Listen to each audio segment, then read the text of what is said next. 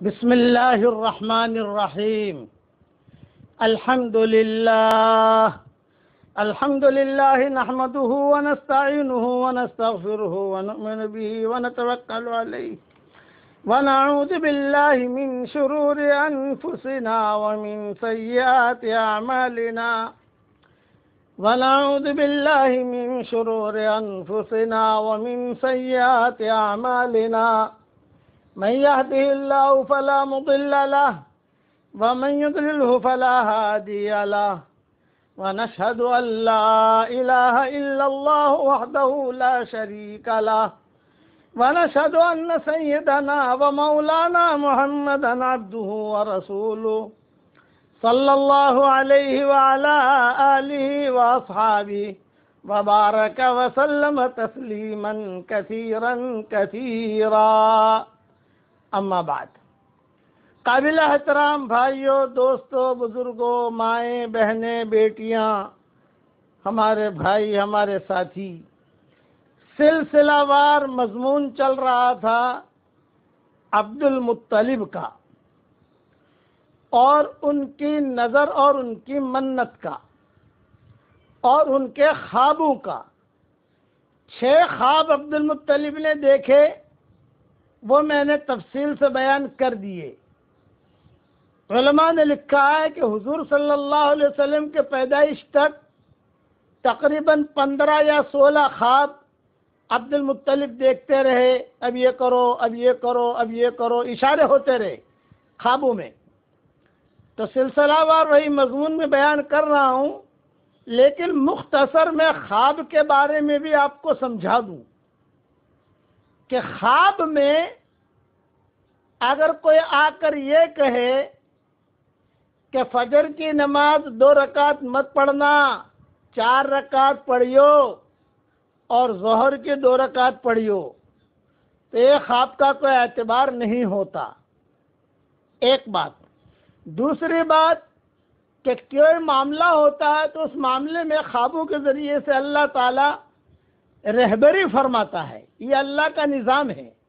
حضور صلی اللہ علیہ وسلم کے زمانے میں اس قسم کے قصے بہت 4 مرتبہ میں نے کہا بہت ہوئے، اور حضور صلی اللہ علیہ وسلم نے اس کی تعبیریں دی.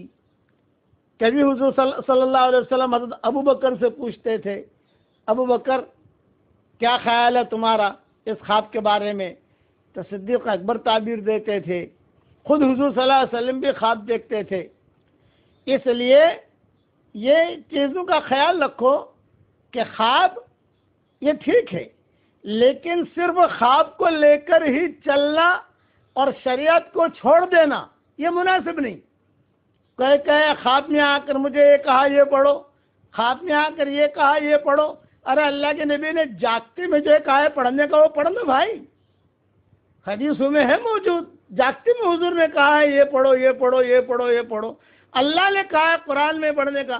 تو آج کل خوابوں کا شوق لوگوں کو بہت ہوتا ہے، اور مردوں سے زیادہ عورتوں کو ہوتا ہے. اچھا، مثال دے رہا ہوں کہ خواب میں جو چیز بھی دماغ میں ہوگی وہ خواب میں آئے گی، تو وہ خواب کی حقیقت نہیں ہے. کسی لڑکے کو لڑکی سے شادی کرنی ہے، لڑکی کو کوئی لڑکا پسند ہے. اب وہ کہے گا چلو ماں باپ کہتے ہیں بھی بیٹا تمہیں وہاں شادی کرنی ہے تو چلو آپ استخارہ کرو. اب وہ استخارہ کر کے دوسرے ہی دن کہے گا ابا خواب میں وہی آئی تھی.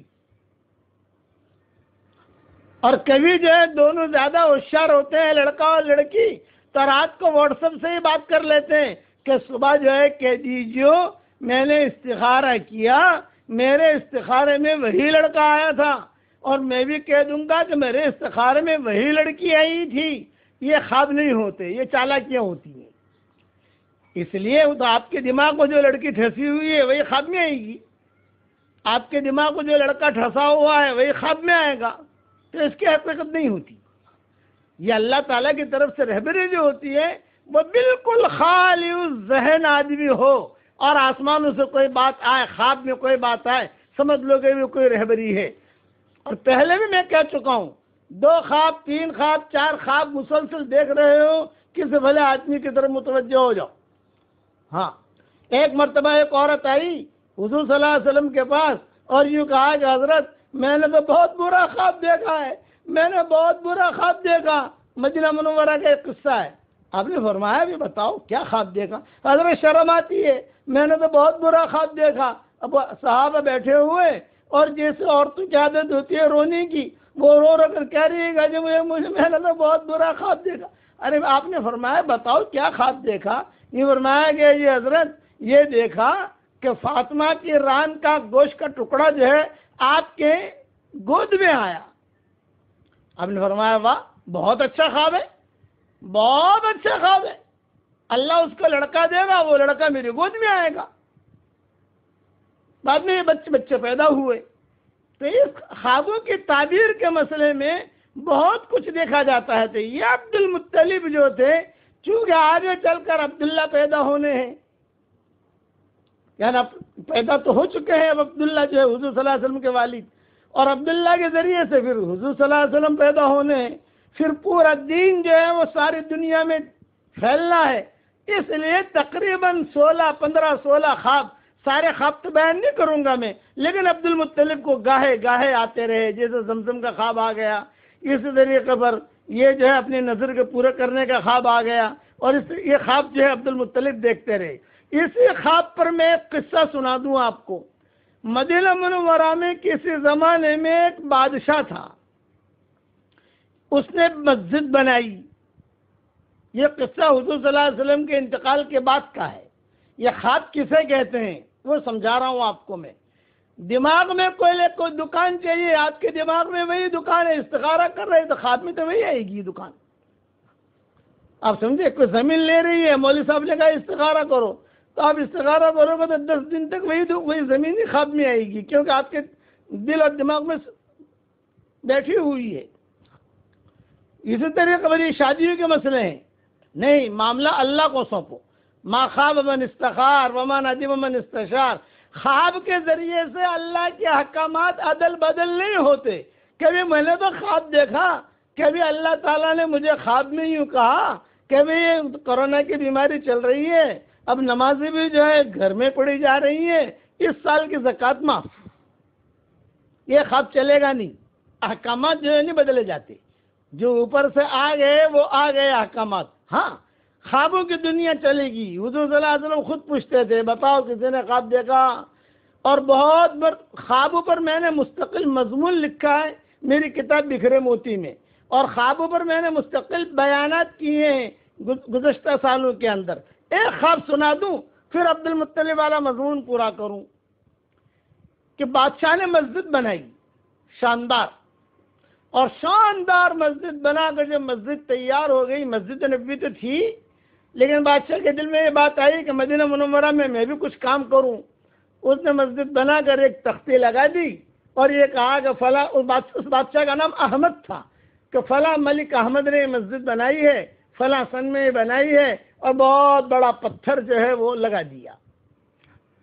اب کتابوں میں لکھا ہے کہ بادشاہ خوش، مسجد کا افتتاح بھی ہو گیا، علماء ائمہ حرم نے آ کر افتتاح کیا، علماء آئے، بادشاہ نے سب کو ہدیے دیے، کھانا کھلایا، اور مسجد کا افتتاح ہو گیا۔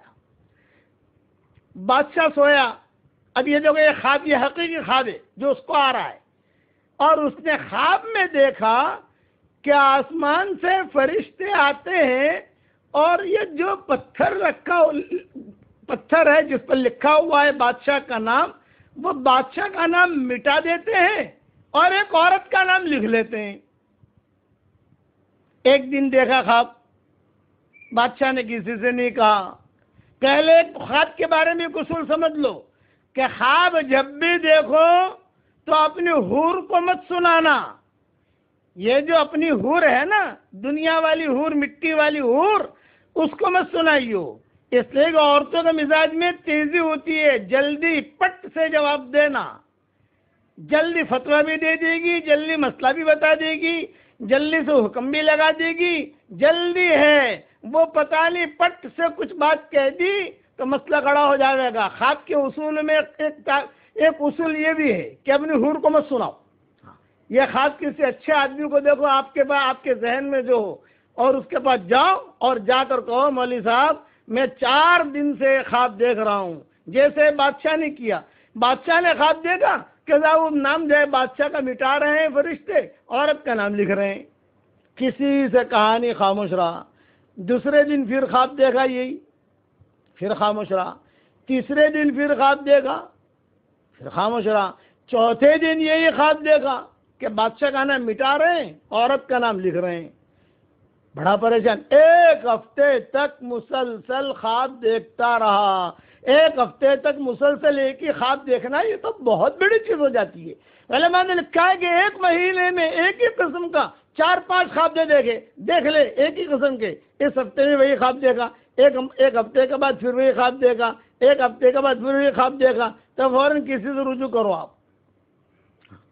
1 مہینہ، یہ تو 1 ہفتے کے اندر مسلسل دیکھ لیے۔ اب بادشاہ نے جو ہے مدینہ منورہ میں جو بڑے بڑے علماء تھے ان کو جمع کیا، اور جمع کر کے یہ فرمایا بھی میں ایک خواب دیکھ رہا ہوں، اس خواب کی کیا حقیقت ہے ذرا مجھے سمجھاؤ۔ تو علماء نے کہا کہ ان هذه لرؤيا صادقہ، یہ آپ کا خواب جو ہے یہ سچا ہے۔ کیا نام تھا؟ بادشاہ نے نام بتایا، یہ نام کا، یہ نام کی عورت کو دیکھو مدینہ میں کون ہے۔ اب پولیس والوں، چونکہ بادشاہ تھا، پولیس والوں کو حکم ہوا دیکھو بھی یہ نام کی عورت کون ہے۔ ڈھونڈا، گھر گھر میں جا کے ڈھونڈا، اتنا لمبا چوڑا مدینہ منورہ تو تھا نہیں، چھوٹی سی بستی تھی، وہ عورت کہیں ملی نہیں۔ آخر میں جب وہ ڈھونڈ ڈھانڈ کے پولیس والے آ رہے تھے تو آج کل جہاں باب البقی ہے، آج کل جو دروازہ ہے باب البقی کا، وہیں پر باہر جو ہے ایک جھونپڑا تھا، وہاں ایک بڑھیا بیٹھی ہوئی تھی۔ تو اس پولیس والوں نے کھڑے ہو کر کہا ایش اسمک یا امی ایش اسمک، تیرا کیا نام ہے؟ تو بڑھیا نے کہا میرا یہ نام ہے، وہی نام جو خواب میں لکھا جا رہا تھا۔ ارے یہ نام والی بڑھیا تو یہ بیٹھی۔ اب بادشاہ کو آ کر سنا، یوں کہا کہ بادشاہ سلامت، سارے کا سارا مدینہ منورہ ہم نے چھان مارا، ہمیں تو جو ہے کوئی ملی نہیں، لیکن ایک بڑھیا ملی ہے، یہ بڑھیا جو ہے آپ اس کو بلاؤ۔ چنانچہ بادشاہ نے بلایا بڑھیا کو۔ اب بڑھیا جو ہے کمزور لاغر اپنی لاٹھی پکڑ کر بادشاہ کی خدمت میں حاضر ہوئی، نہ منہ میں دانت ہے نہ پیٹ میں آنت ہے، اور کمزور لڑکھڑاتی ہوئی۔ بادشاہ نے کہا بڑی امی یہ مسجد بنائی ہے میں نے، تم نے کچھ حصہ لیا ہے اس میں؟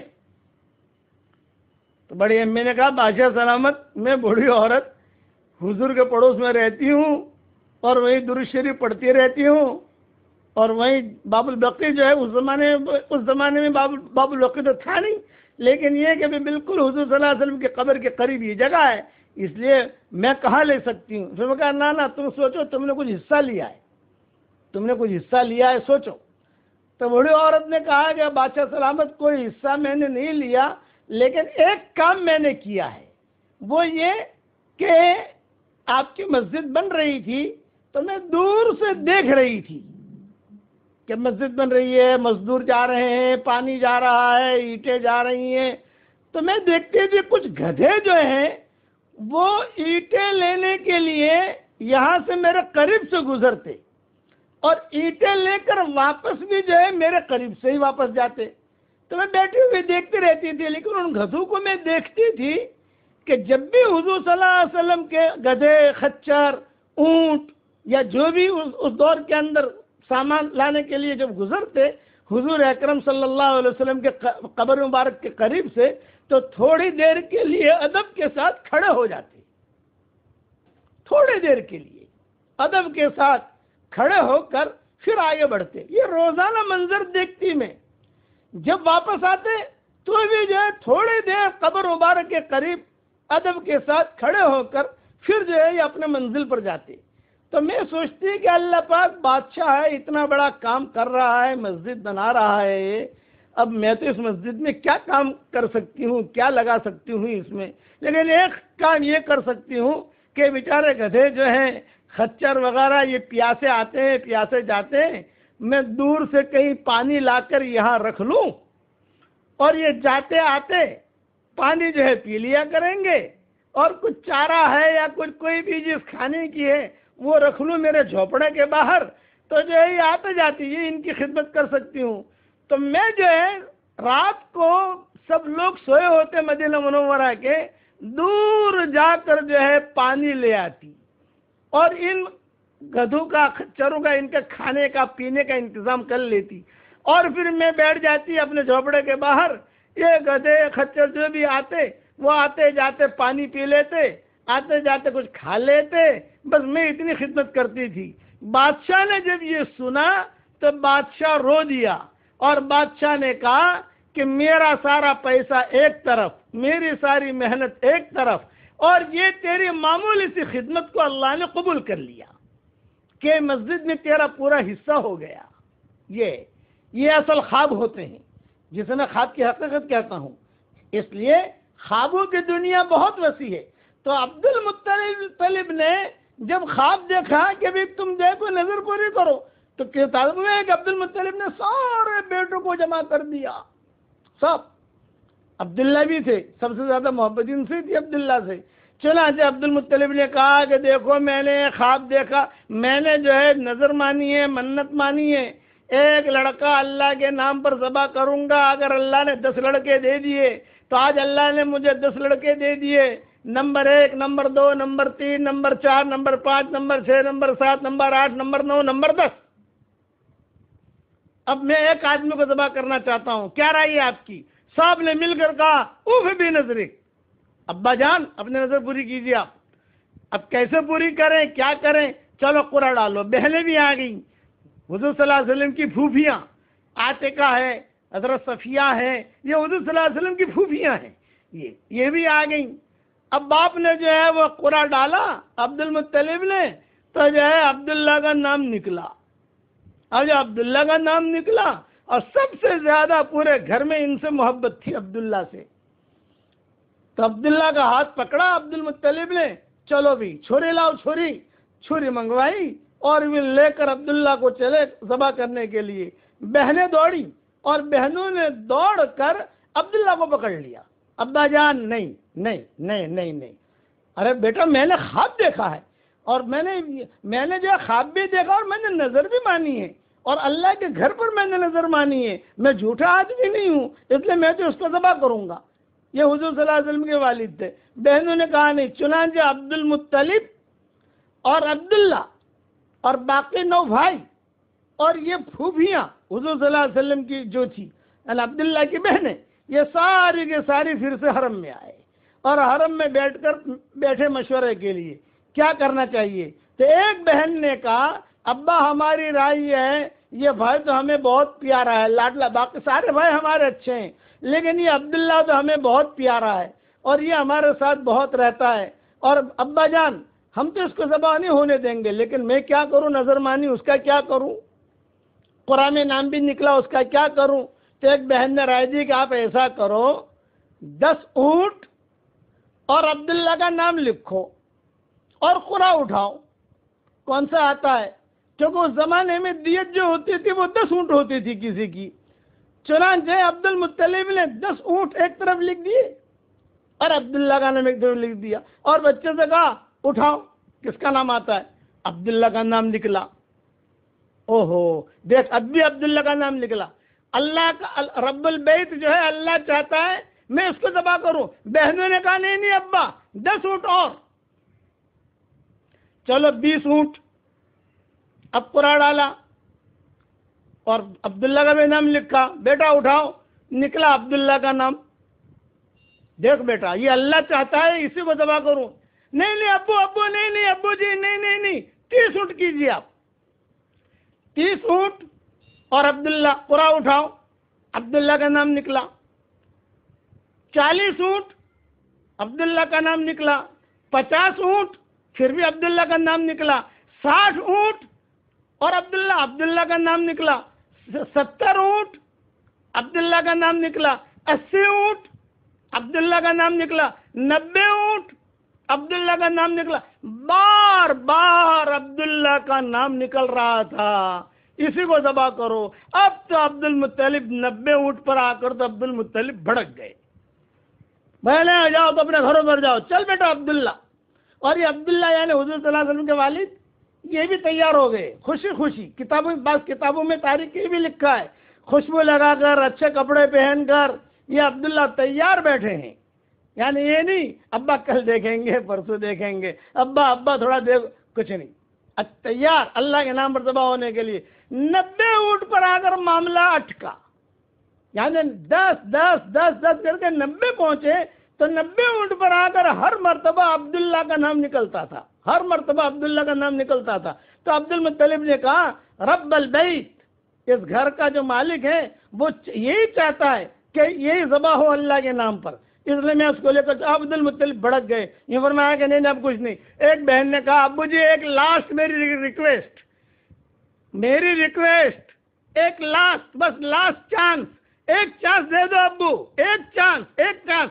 عبد المطلب سب بھائیوں نے بھی کہا ایک ابو آپ سن لیجئے، ایک چانس دے دو ان کو، ایک چانس بس، اس کے بعد آپ کو اختیار ہے.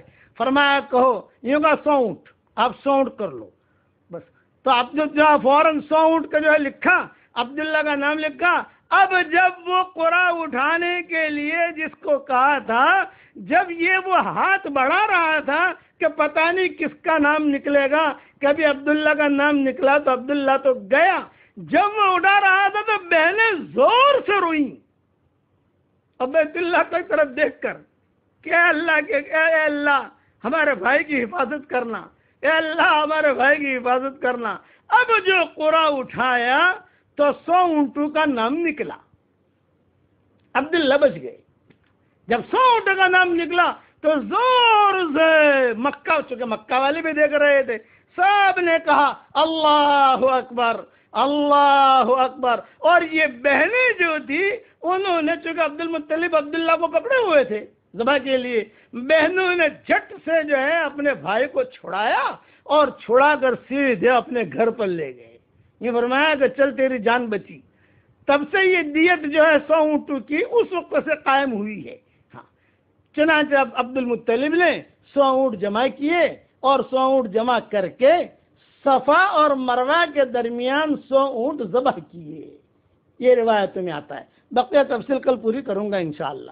ایک ہدیہ بھی دینا ہے، چلو بعد میں دے دوں گا.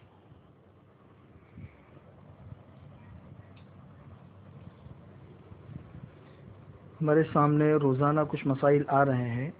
کل میں نے آپ لوگوں کو روزے سے متعلق کچھ مسائل سمجھائے تھے اور یہ بات بتائی تھی کہ کچھ آزار ایسے ہیں جس کی وجہ سے روزہ وقتی طور پر چھوڑنے کی اجازت ہے، پھر بعد میں یا تو اس کا فدیہ ہوگا یا تو اس کی قضا ہوگی. فدیہ تو اس وقت ہوتا ہے جبکہ انسان مکمل طور پر ایسا معذور ہو کہ آئندہ کبھی اس کو صحت ملنے کی امید نہ ہو، تو اس وقت میں فدیہ ہے. اور اگر آئندہ کبھی بھی صحت مل جائے تو پھر قضا رکھنا ضروری ہے. پھر یہ بھی بتایا تھا کہ 9 آزار ہے، ان میں سے ایک اہم عذر جو ہے وہ بیماری ہے. تو چونکہ بیماری کا تذکرہ چل رہا ہے تو اسی کے ضمن کے اندر کچھ مسائل آج آپ لوگوں کو بتا دوں، کیونکہ یہ بیماری کے حالات اور ماحول چل رہے ہیں. لوگ پوچھتے ہیں کہ بھئی روزے کی حالت میں انجیکشن لینا درست ہے یا نہیں. تو روزے کی حالت میں انجیکشن لینا درست ہے، چاہے وہ انجیکشن جو ہے وہ بیماری کی وجہ سے لیا جائے یا قوت کے لیے لیا جائے. البتہ اتنا ہے کہ قوت اور طاقت پہنچانے کے لیے جو انجیکشن لیا جاتا ہے وہ روزے کی حالت میں لینا بہتر نہیں ہے، اس لیے کہ اس سے روزے کا مقصد فوت ہو جاتا ہے. روزے کا مقصد یہ ہے کہ انسان کمزور پڑے اور اس کی نفسانی خواہشات کمزور پڑے، اور قوت کا انجیکشن لینے کی وجہ سے یہ مقصد پورا نہیں ہوتا ہے، اس لیے بہتر نہیں ہے، لیکن اس سے روزہ نہیں ٹوٹے گا. اسی طریقے سے روزے کی حالت میں گلوکوز چڑھانا، تو اس سے بھی انسان کے جسم کے اندر قوت اور طاقت پیدا ہوتی ہے. تو جب تک ضرورت نہ ہو تب تک گلوکوز بھی نہیں لینا چاہیے، لیکن اگر مجبوری میں لیا تو اس سے بھی روزہ فاسد نہیں ہوتا ہے. اسی طریقے سے روزے کی حالت میں جو بھاپ لیا جاتا ہے تو بھاپ سے روزہ ٹوٹ جائے گا، اس لیے کہ اس کی وجہ سے دھواں جو ہے وہ ناک یا منہ کے ذریعے انسان کے پیٹ کے اندر پہنچتا ہے. بعض بیماریاں ایسی ہوتی ہے جس کی وجہ سے، جیسے دمہ کا جو مریض ہوتا ہے اس کو انہیلر لیتے ہیں، یا کسی کو پھیپھڑے کی بیماری ہے تو وہ نیبولائزر لیتے ہیں، یا بعض بیماریاں ایسی ہوتی ہیں جس میں آکسیجن لیا جاتا ہے. تو اگر ان چیزوں کے اندر دوائیاں ہیں تو اس صورت میں روزہ ٹوٹ جائے گا، اور اگر دوائیاں نہیں ہیں، دوائیوں کے بغیر اگر انہیلر لیا ہے تو پھر اس کی وجہ سے روزہ نہیں ٹوٹے گا. اسی کے ساتھ میں یہ بھی دھیان میں رکھیے کہ لوگ پوچھتے ہیں بھئی آنکھ میں دوائی ڈالنا جائز ہے کہ نہیں روزے کی حالت میں. تو آنکھ میں دوائی ڈالنے سے روزہ فاسد نہیں ہوتا ہے۔ بہت سی مرتبہ آنکھ میں دوائی یا سرما ڈالتے ہیں تو اس کا مزہ حلق کے اندر محسوس ہوتا ہے، تو چاہے حلق کے اندر اس کا مزہ محسوس ہو پھر بھی اس کی وجہ سے روزہ فاسد نہیں ہوتا، کیونکہ حضور اکرم صلی اللہ علیہ وسلم سے روایات کے اندر ثابت ہے کہ روزے کی حالت میں حضور اکرم صلی اللہ علیہ وسلم سرما لگایا کرتے تھے، اس لیے اس سے روزہ فاسد نہیں ہوگا۔ حال البتہ ناک میں جو دوائی ڈالی جاتی ہے تو اس کی وجہ سے روزہ فاسد ہو جائے گا، اس لیے کہ ناک سے براہ راست پیٹ تک کا راستہ موجود ہے۔ بہت سے بیماروں کو آپ نے دیکھا ہوگا کہ منہ اگر ان کا بند ہے تو ناک کے ذریعے سے ان کو غذا جو ہے وہ پیٹ کے اندر پہنچائی جاتی ہے، تو یہ راستہ موجود ہونے کی وجہ سے ناک میں اگر دوائی ڈالی جائے گی تو اس سے روزہ فاسد ہو جائے گا۔ لیکن صرف وکس لگائی ہے، وکس جو ہوتی ہے، اور وہ ناک کے صرف نتنوں بہت اندر تک نہیں لگائی، صرف باہر کے حصے میں لگائی ہے، تو اس سے روزہ فاسد نہیں ہوگا۔ یہ وکس لگانا ایسا ہی ہے جیسے روزے کی حالت میں کوئی خوشبو سونگھنا، تو خوشبو سونگھنے سے روزہ فاسد نہیں ہوتا ہے۔ اسی طرح کان ہے تو کان میں دوائی ڈالنے سے روزہ فاسد ہوتا ہے یا نہیں؟ اگر کسی انسان کے کان کا پردہ بالکل صحیح سالم ہے تو روزے کی حالت میں دوائی ڈالنے سے روزہ فاسد نہیں ہوگا، اور اگر کان کا پردہ پھٹا ہوا ہے تو پھر روزے کی حالت میں دوائی ڈالنے سے احتیاط کرنا چاہیے۔ بعض فقہا کے نزدیک اس صورت میں روزہ فاسد ہو جاتا ہے۔ آخری مسئلہ سمجھ لو کہ آج کل یہ ہمارے سامنے جو وائرس چلا ہوا ہے تو اس کے ٹیسٹ ہوتے ہیں، لوگ پوچھتے ہیں کہ اس کے ٹیسٹ کے روزے کی حالت میں کرانے کی وجہ سے روزہ فاسد ہوگا یا نہیں۔ تو اس کے ٹیسٹ کے جو دو طریقے ہیں، ایک طریقہ تو یہ ہے کہ کوئی لکڑی وغیرہ، روئی وغیرہ حلق کے اندر ڈالا جاتا ہے، حلق میں جو ٹونسل ہوتا ہے وہاں تک، اور وہاں سے تری لی جاتی ہے اور اس تری کو چیک کیا جاتا ہے۔ اسی طریقے سے ناک میں روئی ڈالی جاتی ہے اور کافی اندر تک ڈالی جاتی ہے، اور پھر وہاں سے تری لا کر پھر اس کو ٹیسٹ کیا جاتا ہے۔ تو چونکہ ان دونوں صورتوں میں انسان کے حلق تک اور ناک کے اوپر والے حصے تک ہی صرف روئی گئی ہے، پیٹ کے اندر نہیں پہنچی ہے، اور وہاں جانے کے بعد پھر واپس بھی آ گئی ہے، اس لیے اس کی وجہ سے روزہ فاسد نہیں ہوگا۔ یہ مختصر سے مسائل تھے، اللہ ان چیزوں پر عمل کرنے کی ہمیں توفیق نصیب فرمائے۔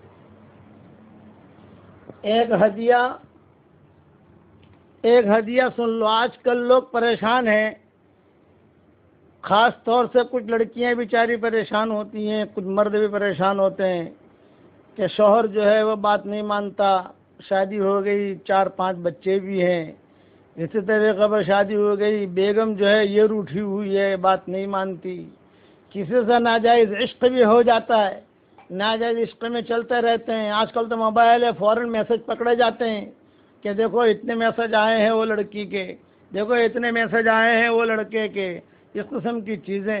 تو ایک تو یہ کہ بھئی ان چیزوں سے تو اللہ تعالیٰ سے پناہ مانگنی چاہیے، کیونکہ عشق جو ہے یہ شیطانی رگ کا ایک حصہ ہوتا ہے۔ ایک ہوتی ہے محبت اور ایک ہوتا ہے عشق۔ تو عشق جو ہے یہ غلط چیز ہے، محبت یہ اچھی چیز ہے کہ آدمی کہے مجھے آپ سے اللہ کے لیے محبت ہے، وہ بات الگ چیز ہے۔ تو میں ایک وظیفہ دیتا ہوں جو بہت آسان ہے، یا مانعو یا مانعو یا مانعو یا مانعو 70 مرتبہ پڑھنا ہے، 69 نہیں ہونا چاہیے، 71 ہو، 72 ہو، 75 ہو، 80 ہو، 100 ہو، 200 ہو، کوئی حرج نہیں۔ آگے پیچھے 3 مرتبہ جو درود شریف پڑھنا ہو پڑھ لیجئے، اور پانی پر دم کر کے اس کو پلائیے، تو سامنے جو لڑکی سے محبت کر رہا ہے نا، اس کی محبت انشاءاللہ آٹومیٹک منع ہو جائے گی۔ یا ماننے کا مطلب ہے روکنا، وہ رک جائے گا۔ اگر غلط جگہ جا رہا ہے تو وہ چیز رک جائے گی، عورت غلط جگہ جا رہی ہے تو رک جائے گی، بیٹا غلط جگہ جا رہا ہے تو رک جائے گا، اس لیے کہ یہ محبتوں کے اندر، یہ عشقوں کے اندر جو ہے پورا خاندان اجڑ جاتا ہے۔ اس لیے تو یہ علماء نے لکھا ہے۔ بقیہ تفصیل تو میں نے میری کتاب بگھرے موتی میں لکھی ہے، اور ابھی میں چونکہ حالات بہت لوگ بہت پریشان ہیں، تو مستقل اسماء حسنہ پر جو ہے چھوٹا سا ایک رسالہ تیار کر رہا ہوں انشاءاللہ، چھوٹا سا، جس میں 5-6 صفحے کا انشاءاللہ، وہ PDF میں بھیج دوں گا آپ کو، تو گھر بیٹھے بیٹھے اپنا علاج کر لیجئے، سب کچھ لکھ دوں گا اس میں۔ بکھرے موتی بڑی کتاب ہو گئی، ہر آدمی ڈھونڈ نہیں سکتا، میں اس میں سے کچھ چیزیں چھانٹ کر تیار کر کے انشاءاللہ PDF پر آ جائے گی آپ لوگوں کے پاس۔ اب پڑھ لیجئے میرے ساتھ۔ ربنا اغفر لی ولوالدی وللمؤمنین یوم یقوم الحساب۔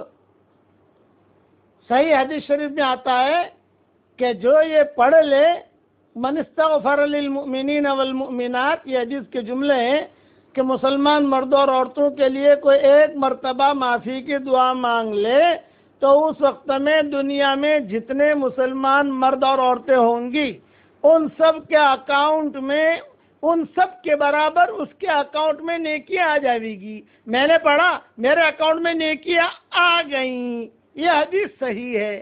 اتفق العلماء، سارے علماء کا اتفاق ہے کہ یہ حدیث صحیح ہے۔ یہ میں نے میری کتاب مومن کے ہتھیار میں بھی لکھ دی ہے اور 26 صورتوں میں بھی لکھ دی ہے، بکھرے موتی میں بھی لکھ دی ہے۔ جو میری کتاب آتی ہے اس میں یہ حدیث ضرور لکھتا ہوں تاکہ کم سے کم مسلمان پڑھ لے اور نیکیاں ملے تو پتہ نہیں کون سی نیکی جنت میں جانے کا ذریعہ بن جاوے۔ اپنے کو بھی لمبے چوڑے بیانات کرنا تو آتا نہیں ہے، یہ چھوٹی چھوٹی دعائیں پڑھا دیتے ہیں، انہی چیزوں سے اللہ تعالیٰ ہمارا کام بنا دے گا انشاءاللہ۔ اب جنت کے اندر کھجور کا درخت بھی لگا لو، پڑھو میرے ساتھ، سبحان اللہ العظیم وبحمدہ، سبحان اللہ العظیم وبحمدہ، سبحان اللہ العظیم وبحمدہ۔ دیکھیں 3 درخت جنت میں میرے لیے لگ گئے، اور آپ نے پڑھا تو آپ کے لیے بھی لگ گئے۔ جنت میں لکڑی نہیں ہوتی، سونے کے تنے ہوتے ہیں، سونے کے۔ ہاں، اللہ تعالیٰ ہم سب کو جنت میں داخل فرمائے۔ اب دعا کر لو عافیت کے ساتھ، یا مانع 70 مرتبہ۔ جو بھی بچہ بھی کبھی نافرمان ہو نا، کبھی ایسا ہوتا ہے بعض لڑکے نافرمان ہوتے ہیں، کبھی ایسا ہوتا ہے بہوئیں نافرمان ہوتی ہیں، کبھی ایسا ہوتا ہے کہ پارٹنر نافرمان ہوتا ہے، لیکن آپ بھی نافرمان نہیں ہونے چاہیے۔ بعض مرتبہ آدمی پڑھنے والا خود نافرمان ہوتا ہے، اگر آپ بھی نافرمان ہیں نماز پڑھنے کی توفیق نہیں ملتی، یہ پڑھ کر آپ دم دم کر کے آپ کیجئے، انشاءاللہ آپ کو بھی اللہ تعالیٰ دین کا کام کرنے کی توفیق دے دے گا۔ اللہ مجھے بھی توفیق دے، اللہ آپ کو بھی توفیق دے۔ اور کل جو میں نے کہا تھا رمضان کی کسی بھی رات میں 7 مرتبہ سورہ قدر ضرور پڑھ لینا۔ 2 شرطیں ہیں، رات میں ہونا چاہیے، رمضان ہونا چاہیے، اور 7 مرتبہ ہونا چاہیے۔ یہ 3 شرطیں ہیں اس کی، رمضان کا مہینہ ہو، رات ہو، اور 7 مرتبہ ہو۔ اور 1 مرتبہ یہ وظیفہ کر لو، روزانہ کرنے کی ضرورت نہیں ہے، انشاءاللہ اللہ تعالیٰ یہ پریشانی سے نجات بھی دے گا اور اللہ تعالیٰ خوب حلال مال و منال کے دروازے بھی کشادہ کرے گا۔ لیکن یہ باتیں جو میں نے بتائی یا مانع والی، رمضان میں 7 مرتبہ سورہ قدر پڑھنے والی رات کو، یہ کوئی حدیثوں میں نہیں ہے، تجارب الصالحین میں ہے۔ اور یہ ربنا اغفر لی وللمؤمنین والمؤمنات، یہ جو میں نے پڑھایا ربنا اغفر لی ولوالدی وللمؤمنین یوم یقوم الحساب، یہ جو ہے صحیح حدیثوں میں ہے۔ اب دعا مانگ لیجئے، اللہم صلی علی محمد وعلی آل محمد کما صلیت علی ابراہیم وعلی آل ابراہیم انک حمید مجید، یا لطیفا بخلقہ یا علیما بخلقہ یا خبیرا بخلقہ الطف بنا یا لطیف یا علیم یا خبیر، یا لطیفا بخلقہ یا علیما بخلقہ یا خبیرا بخلقہ الطف بنا یا لطیف یا علیم یا خبیر، اللہم یا فارج الہم ویا کاشف الغم یا مجیب یا بدیع العجائب بالخیر یا بدیع یا بدیع العجائب بالخیر یا بدیع، ربنا اغفر لنا ولوالدینا، ربنا اغفر لنا ولإخواننا الذين سبقونا بالإيمان ولا تجعل في قلوبنا غلا للذين آمنوا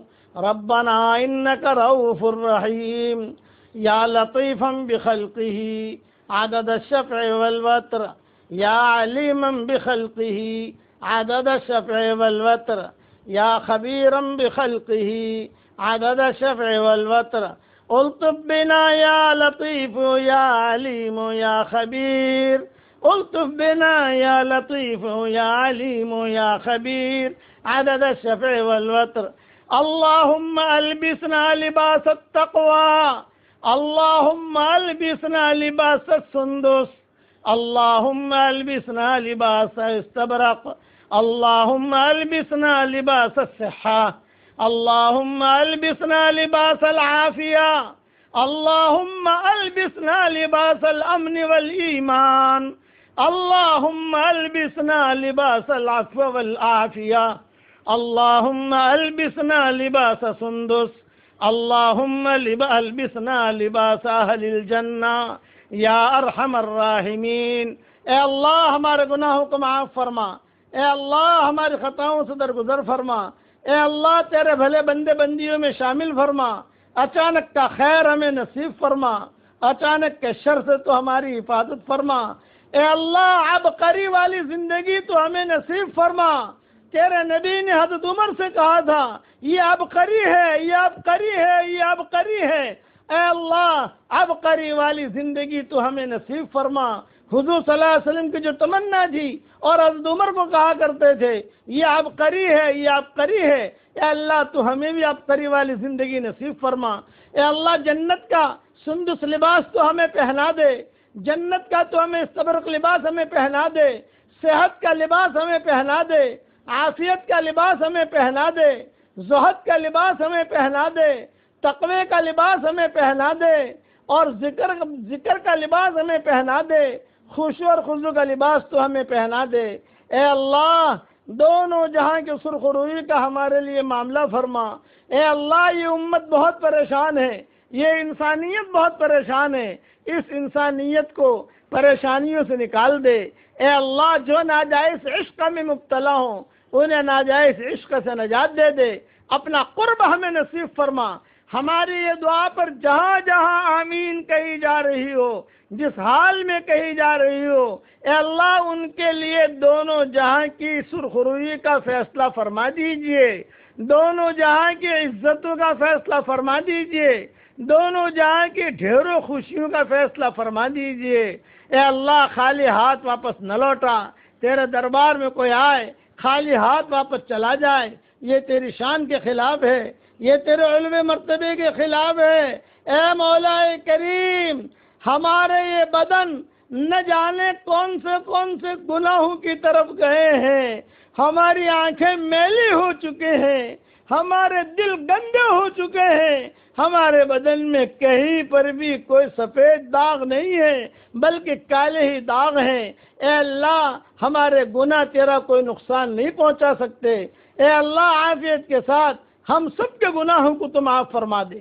اللہم ان تغفر جما ایما عبد لک لا علما، ایما عبد لک لا علما، ایما عبد لک لا علما۔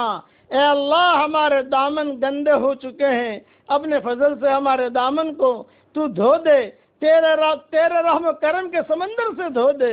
اے اللہ ہم بہروپیہ ہو گئے ہیں، رمضان میں ہمارا رنگ الگ ہو جاتا ہے، اے اللہ اور شوال میں ہمارا رنگ الگ ہو جاتا ہے، اور اے اللہ ذوالقعدہ میں ہمارا رنگ الگ ہو جاتا ہے۔ اے مولا کریم تیرے دین کے رنگ میں تو ہمیں رنگ دے۔ صبغت اللہ ومن احسن من اللہ صبغہ، تیرا رنگ تو ہم پر چڑھا دے، تیرے دین کا رنگ ہم پر چڑھا دے۔ اے اللہ دونوں جہاں کی حاجات کے غیر سے تکفل فرما۔ اے اللہ جس نے بھی ہم سے دعاؤں کے لیے کہا ہو، دعاؤں کے لیے خطوط میں لکھا ہو، جن کا ہم پر کسی قسم کا حق اور احسان ہو، یا جو ہمیں اپنی دعاؤں میں یاد کرتے رہتے ہوں، یا مائیں بہنیں ہمیں اپنی دعاؤں میں یاد کرتی رہتی ہوں، ہماری ساری دعاؤں میں ان کا پورا حصہ نصیب فرما۔ اور جو بیمار ہوں، جس لائن کی بیماری میں ہوں، عافیت سے ان سب کی بیماریوں کو دور فرما دے، اور اپنے فضل و کرم سے ہماری دعاؤں کو قبول فرما۔ سبحان ربک رب العزت عما یصفون وسلام علی المرسلین والحمد للہ رب العالمین۔